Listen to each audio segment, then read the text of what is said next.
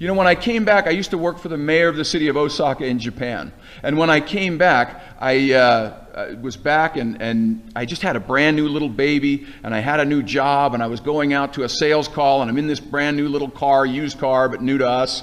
And I'm driving outside of Park City to get to this appointment I was late for, and I saw a car parked right on the road ready to come in, and as I got up to it, it pulled right out in front of me, ran me off the road and rolled the car 3 or 4 times and out the sunroof, and just tragic situation. I spent the next like 8 months in bed. I'm on the couch. I got to tell you, being on the couch back in like the early 80s is not a great deal because there's only 3 channels. And all day long, all you ever see all day long on the channels, you get personal injury lawyer commercials and soap operas, and the only reprieve is once in a while you get a cooking show. And so I'm laying on the couch, and I just got to love the cooking shows, right? Because the others were kind of worthless TV. But so I'm watching the cooking show, and there was this great cooking show about recipe for cookies. And once in a while, I'd get a reprieve off the couch to go to the store and walk around a little bit. I had back surgery and all kinds of things. And so I got a reprieve to go to the store with my wife, and we're at the store, and I said, honey, I think I remember the recipe for these cookies that I saw on the show last week. She's like, oh, you'll never remember that. Like, well, just humor me.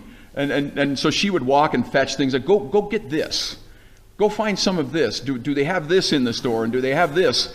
And doggone it, if I didn't remember the recipe. We went home, and they were the best cookies I've ever tasted in my life. They were so good. But think about, just kind of conjure up in your mind, right? Grandma's chocolate chip cookies, right? Marilyn's chocolate chip cookies, right? Just conjure those up a little bit, and you think about what that smells like and what it tastes like. But if you don't remember the recipe matters. Imagine you put, I don't know, chili powder in the chocolate chip cookies instead of baking powder. Right? What if you decide to throw dirt clods in instead of chocolate chips? Now, it's going to still look like a cookie, right? It'll look like a cookie. But it's not going to taste like Grandma's love. It's not going to, the recipe matters. Think about our recipe. Right in the Declaration of Independence, we have the very simple, ingenious recipe that conveys us to peace and prosperity. Very simple. We hold these truths to be self-evident. All men are created equal, endowed by their Creator. Now that means there's an exit interview and we have an accountability. Our system is very different than others. Endowed by their Creator with unalienable rights.